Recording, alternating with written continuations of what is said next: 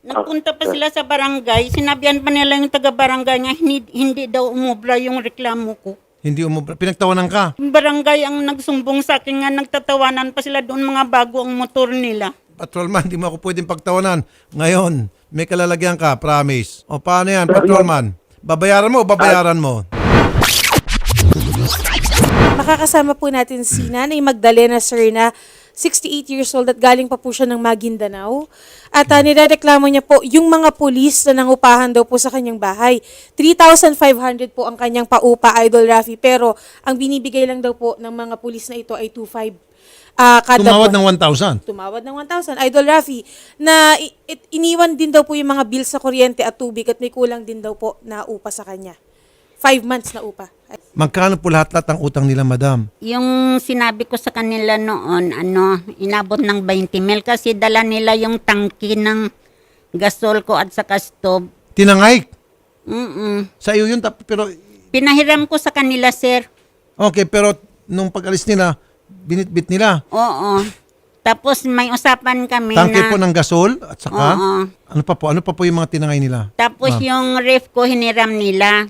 Okay, tapos tinangay din. Oo, kasi naiwan na yung bahay kay pinapalayas naman kami doon, sir. Pinapaalis na kami doon kay kailangan na yung lupa ng gobyerno. Pagkatapos, yung rep ko, hiniram nila. Tapos sa usapan namin nga ibalik nyo pag di nyo nagamitin. Iniwan lang nila doon, sir, nakatiwang-iwang. Hindi ko makaya yun, kabigat-bigat. Iniwan nila.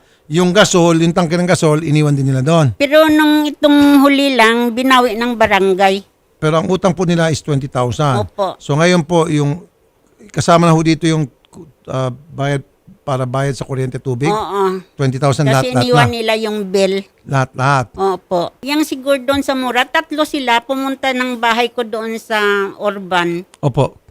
Kinausap nila ako nga rintahan nila yung bahay ko. Opo. Di kay mga pulis sila, napakilala sa mga pulis, okay lang sa akin, hindi ko na inalam kung ano mga pangalan. Okay. Basta parang turing ko sa kanila, anak. Dahil sa mga pulis sila, Opo. ginalan niyo po sila yung kanilang uniforme. Kasi Nagtiwala mabuti kayo. naman yung usapan namin nung kinausap nila ako, pinuntahan nila ako doon sa pangalawang bahay ko. Patrolman Zamora, magandang hapon po, sir. Patrolman. Sir Idol, magandang hapon po, sir. Kilala niyo po si Ma'am Magdalena Serna, patrolman. Ay, opo, sir. Ako po yan, sir. May utang daw po kayong iniwan sa kanya na 20,000 pesos. Kasama na po dyan yung sa renta at saka yung sa utility bills. Kompleto po yung bayad namin talaga sa kanya, sir. Actually, meron pa po akong recordings noon, sir, na kompleto po yung bayad namin. Tapos po, sir, sabi niya pa nga po sa amin, dahil gawa po, luma na po yung bahay niya, sabi po namin, Mami, okay lang po ba? Ipagawa po namin to. Pero po, ibawas po natin sa upa. Pumayag naman daw po siya. Pumayag po siya. Wala, sir. Wala na po. Hindi na po Tapos po, totoo. Bakit nyo po ipapagawa yung bahay? Hindi naman yan nirequest sa inyo. Bakit nyo gagawin yun? Hindi naman po. Nirestoran po namin yung pader, yung ceiling, gawa po na may butas. So, wala pong plywood yung pader. Binobble walling po namin. Dinikitan po Sinungaling namin siya, ng sir. sticky paper. Maganda tignan. Gawa po na kami po yung titira, sir. Kumbaga, inayos lang po namin ng konti. Yung nangyari, sir, yung daw nila na deposit 6,000 at saka advance, pinaayos ko doon. Sabi ko sa kanila, nagatulo. Nagbigay sila ng 12. Yung 12,000 na binigay nila, sir, binalik ko yung ilaw, yung pagpaatip, kay bawal naman magpapasok ng mga gamit doon sa amin. Trapal na lang ang binili ko. So yung deposit nila, Ginamit ko doon sa bahay na para maayos ang pagtira nila. maparenovate. Wala silang girenovate doon, sir. Patrolman, maawa ka naman. 68 years old na po si nanay. Hindi ko siya mamamasahe all the way from Maguindanao para lamang magsinungaling sa amin. Wag naman Okay. po. Ako po Okay po, naniniwala sir. kay nanay. Mas naniniwala ko sa kanya kaysa po sa inyo. Okay po, sir. Hindi po siya pupunta rito mamamasahe para magsumbong Okay. lamang at magsinungaling. No, I don't think so. Nagkatawanan pa sila, sir. Nagpunta pa sila sa barangay. Sinabihan pa nila yung taga-barangay nga hindi daw umubra yung reklamo ko. Hindi umubra. Pinagtawanan ka. Ang barangay ang nagsumbong sa akin nga nagtatawanan pa sila doon mga bago ang motor nila. Patrolman, di mo ako pwedeng pagtawanan. Ngayon, may kalalagyan ka, promise. O paano yan, patrolman? Babayaran mo o babayaran mo? Actually, sir, willing naman po ako maipag-settle dyan. Sir, nagulat lang po ako. Gawa ng naging 20K na po. Ang original niya pong price na hinihingi sa akin, 7K. Eh sa akin ko po, sir, kaya po hindi ko po makakasaran, sir. Gawa po ng, alam ko po sa part ko na kompleto po yung bayad ko. Sir, Eh, kung- pumunta na nga siya sa barangay. Willing siya makipag-usap sa inyo sa barangay para doon masettle, mapag-usapan, amicably yung problema. Kaya lang, pagdating sa barangay, pinagtawanan nyo siya. Sir, hindi po totoo yun. Hindi po namin pinagtawanan yun. Mr. Tenorio, magandang hapon po, Sir Irving. Yes, sir. Ang investigation po namin sa kanya, yung si Zamora kasi, hindi makipag-cooperate. Hiningi namin sa kanya na maawa naman sa samatan na dahil matar sa ko, kailangan niya rin may katotohanan naman yung kinukomplain. Pero siya, ayaw talaga siya magbayad kay yung arugante siya magharap sa amin, sir eh. Arogante. Arugante yan siya magharap. Nako. Ang tanong ko, iba yung sagot niya. Ang sabi niya, parang nagmamata siya. May kaya sila. Ganun yung May mga sagot kaya. niya, eh. Kung may kaya, di dapat nagbayad na siya kung may kaya sila. Yan yung niya. Kaya nga sabi ko, labas yata doon ng usapan. Sabi ko, sir, Tolpo, sabi ko sa kanya, i-endorse namin ito sa taas. Mag-file ako, certification to file action. Ang problema sa niya, walang problema kung yun ang gusto niya. Bah, matapang talaga. Patrolman. Sir. Wag mo na pong hintayin. Ako po ay tatawag kay Chief PNP at ikaw po ay papatawag ni Chief PNP dito sa Kamkrame sa Maynila. Gusto mo ba yan? Hindi na po, sir. Actually, sir, ang naisip ko na po, sir, magbabayad na po ako sa kanya, sir. Very good. Kung kailan po gusto, sir, magbabayad na po ako, sir. Kung kailan niya po gusto, kung kailan po siya available, magpunta lang po siya sa police station, iaabot ko po yung inyang amount na 20K. Kung 20K po yung gusto niya, ibabayaran ko na po, sir. Yun naman pala madali palang kausap tong si Patrolman Magandang hapon po, Major Guevara, sir. Major. Yes, sir. Good afternoon po, sir. Okay, magbabayad na po si Patrolman Zamora. Gusto ko po na yung pera diyan po iabot sa inyo. Kayo po muna magkukustody ng pera at kayo na po mismo ang magsiguro na yung pera ay makakarating po sa kamay po ni Nanay Magdalena. Major. Yes, sir. No problem po, sir. Okay, kayo po atang hepe ni Patrolman Zamora. Kayo po ang chief ng aviation kasi tag-aviation security itong si Patrolman Zamora. Sige po. Yes, sir. Opo, sir. Nay, okay. Iabot na po kung kailan mo gusto, 20,000. Sa totoo lang, sir, hindi ko na lang sana habulin yung bayan nilang. Gusto ko lang mabigyan talaga siya ng leksyon pang babastos niya sa akin. Kasi nung unang pagpasok nila, sir, baka ipang lalaki mo pa yan. Ay, bastos. Sinabi? Oo, Sino po baka nagsabi? imadyong mo lang yan. Sino nagsabi po no? Tatlo yan sila, sir, pinagtulong-tulungan nila ako.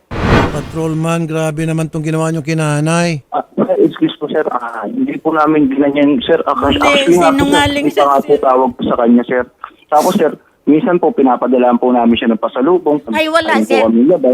Wala na po pasalubong. Alam mo, Patrolman, imbis na kayo po ay magpapalusot-lusot pa, lalong init ang ulo nito si ma'am, kung ako po sa iyo, mag-apologize ka na lang, baka patawarin ka pa niya, baka magbagong isip pa nito, mag-public apology ka na lang, baka magbagong isip ni nanay. Kaysa magpaikot-ikot ka. Sige po, sir. Sige po, Go ahead, sir. kausapin si nanay. Nay, makinig kayo, magpa-public apology na po siya, nay.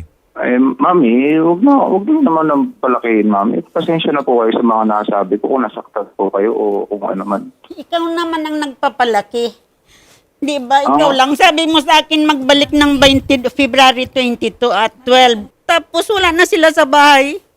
Dinala pa nila yung tangki ng gasulko at saka yung lutuanan niya. Hinanap ko siya sa kampo. Parang galit pa siya. Sabi ko sanang mga kasama mo, kung pag-ati-atian nyo yun, maliit lang. Nay, naniniwala po ako sa inyo. 100%.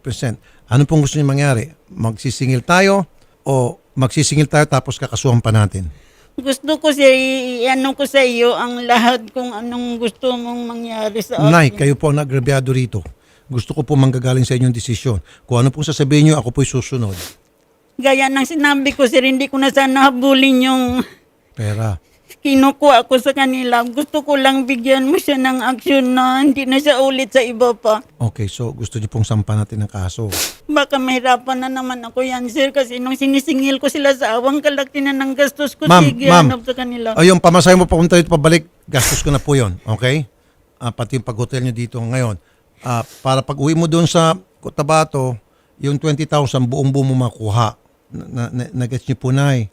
Okay, pamasahe mo back and forth, pati pagkain mo, yung, kung gusto mag-stay dito ng ilang araw, sagot ko lahat yan, hotel and all. Tapos, pagdating mo dun sa Cotabato, buong-buo mo kuha yung 20,000. Okay, at yan po igagaranti ni Major. Major, tama ba Major? Yung 20,000 sigurado, buong-buo makukuha ni nanay. Opo sir, ako po mismo ang mag-aabot sir. I want this personnel, people of yours, to be reprimanded. Pagalitan niyo po at ano kung ano pong kaakibat na pwedeng parusa sa kanila na para naman mapabagaan yung kalooban ni nanay. Medyo natatakot siya. So, give her an assurance na kung ano man yung kanyang gagawin desisyon na walang no harm will come unto her.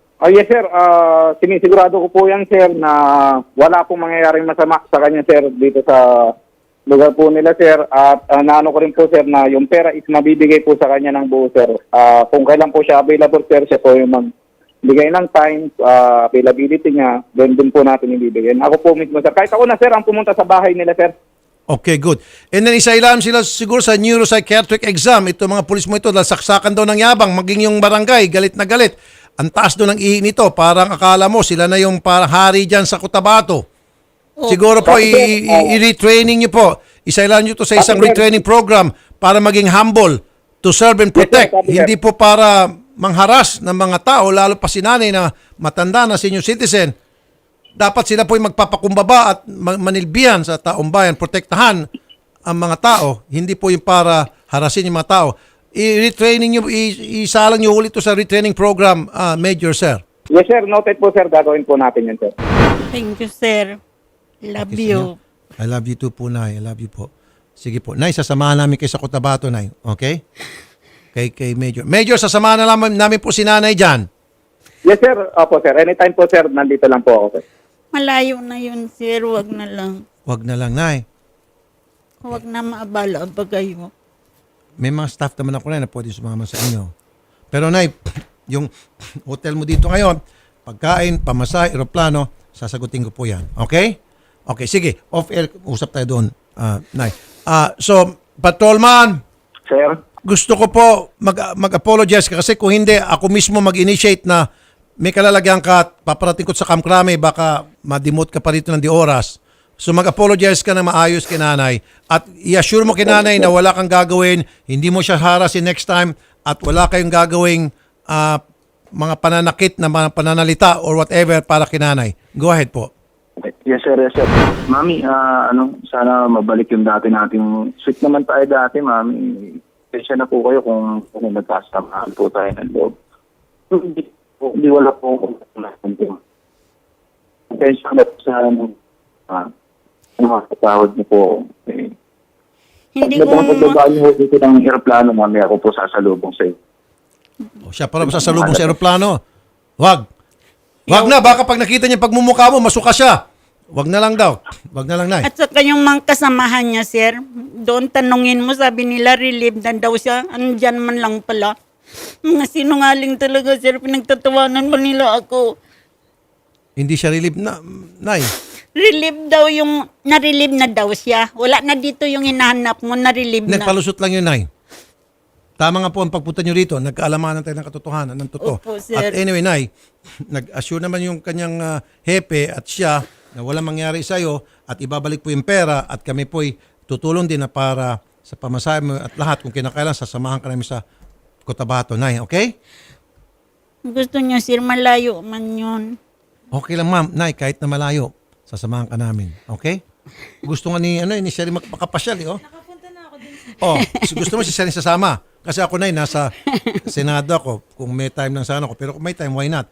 Pero Sige nga, akong nanonood sa inyo araw-araw, sir. Ayun, si Sherry po muna sasama. Sherry, sama mo si nanay. Opo, wala pong Mama. problema. Maraming masasarap na pagkain doon, Sherry. Mapagod. Opo, idol. Sige, ayan, napataw tuloy si nanay. Sige, Nay. Salamat po, Patrolman, at tuparin mo yung pangako mo. At saka, Major, darating Yes, po sir. kami dyan, Major. Salamat kay Mr. Irving Tenorio, Lupon, Barangay Awang, Dato Odin, Sensuat, Maguindanao. Mr. Tenorio, salamat po, Mr. Tenorio. Sir, salamat pa rin, sir. Mabuhay kayo, Mr. Tenorio. Sige, thank you po, sir. Thank you. Patrolman, tuparin mo yung pangako. Tama, Patrolman, sir. Yes, sir. Yes, sir. No worries po, sir. Ako, gagawin ko talaga, sir. No? Wala pong problema dun, sir. Salamat po, Major Jonard Guevara. Magandang hapon po, Major. Sir, Yes, sir. Thank you din po, sir. Thank you, sir. bibigyan ko ng malaking allowance para on the way, maraming mga pagkain. Saan ba kayo pagbaba ng airport, magbibiyahe pa, Nay? Malapit lang kami sa airport. Kaya nga airport police siya, sir. May bahay kami. malapit. Aviation security Opo, nga. aviation po. Oh, ano bang masasarap na mga prutas pagkain doon sa Cotabato? Iwan ko may Para durian nakikinig pa, si sir. Sherry. Sabi ni Sherry, oh. Puro gulay, puro ano doon, idol, walang May mga seafood po ba doon, Nay, sa Cotabato? Malingki pa. Sa mga ano po, may mga durian doon. Ano ba yung mga langka? Iwan ko may durian pa ngayon, sir. Ano po yung mga prutas na endemic po doon sa Cotabato? Yung bang doon na sa Cotabato talaga makikita? Yung mga star apple na lang yung makikita ko doon nga maraming display, sir. Star apple. Ay, maraming star Oo, apple dito. star Marami. apple. Wala ba Yung yung mga durian marang? parang- Yung mga marang. Iwan kong ano, kasi Durian. parang mayroon pa akong nakita. Oh, siya rin may durian. May display Gusto ko durian. durian. Favorite ko yan. sige, uwihan kita, idol. Durian candy. Sa pagpunta ko sa Davao. Sure mo, ma'am, sama ka. Sure ako, Nay. Ayan, napatawa. Sige, napasaya natin si nanay. Nay, I'm very happy. Ano doon. Nakikita ko si nanay na masaya kanina. Naiyak siya. Ngayon, Opo, naluluwa siya tears sir. of joy. Parang isang taon akong na-stress sa kaisip sa kanila. Nay, sila ma-stress ngayon sa'yo, ha? Lalo pag sinamahan ka ni Sherry. Ha, Nay?